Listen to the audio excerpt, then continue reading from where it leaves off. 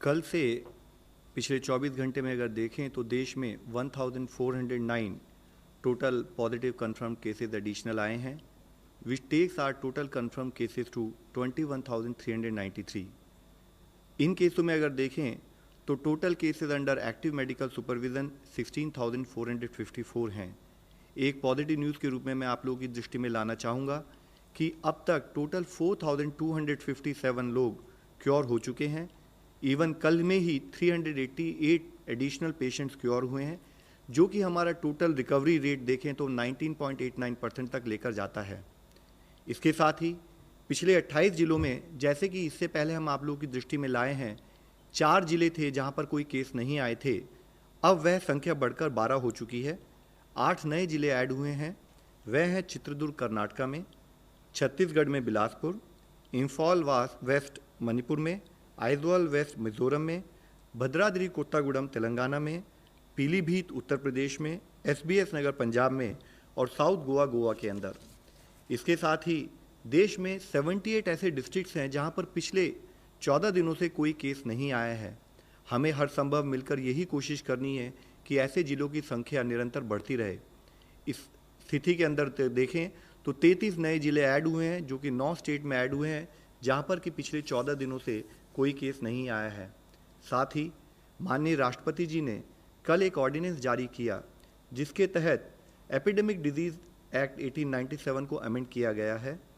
इस ऑर्डिनेंस को कहा है एपिडेमिक डिजीज अमेंडमेंट ऑर्डिनेंस 2020।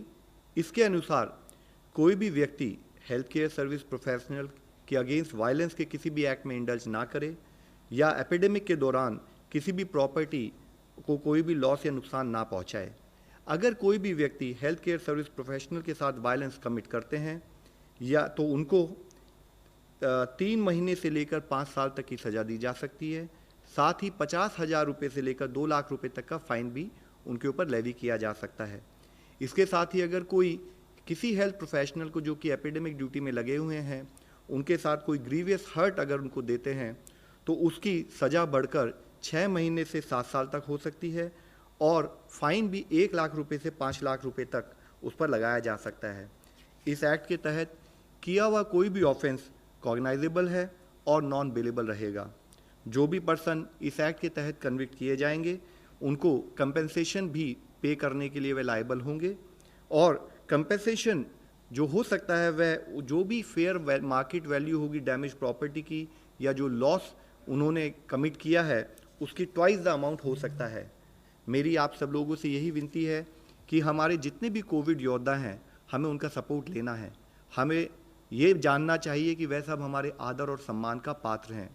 इसके साथ ही आरोग्य सेतु के बारे में हम विभिन्न माध्यमों के जरिए आपसे बात कर रहे हैं। इसी श्रृंखला में मैं दिखाना चाहूँगा सेतु मेरा बॉडीगार्ड है और आपका भी।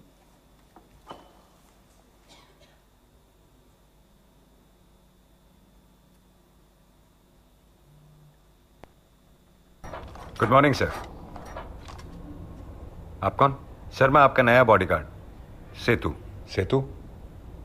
लेकिन मेरे पास तो ऑलरेडी बॉडीगार्ड्स हैं। सर मैं एक अलग टाइप का बॉडीगार्ड हूँ। कोरोना वायरस से आपकी बॉडी को सिर्फ सेतु ही गार्ड कर सकता है। कोरोना वायरस से?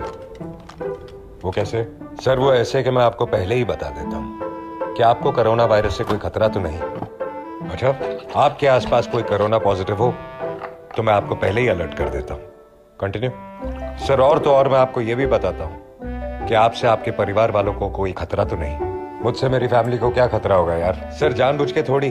अगर अनजाने में आप किसी कोरोना पॉजिटिव इंसान के टच में आ गए तो मैं आपको फौरन अलर्ट कर दूंगा ताकि कहीं आप इस बीमारी को अपनी फैमिली तक ना पहुंचा दें। और ये सब सिर्फ मेरे लिए, सिर्फ आपके लिए ही नहीं सर। भारत सरकार ने मुझे 130 करोड़ हिंदुस्तानियों की रक्षा के लिए हर एक का पर्सनल बॉडीगार्ड बनाया है। अरे कहां गया? टेंशन मत लीजिए सर, हर वक्त आपके फोन में एक ऐप बनकर रहूंगा। आप भी आज और अभी आरोग्य सेतु ऐप डाउनलोड करें। सेतु मेरा बॉडीगार्ड है और आपका भी।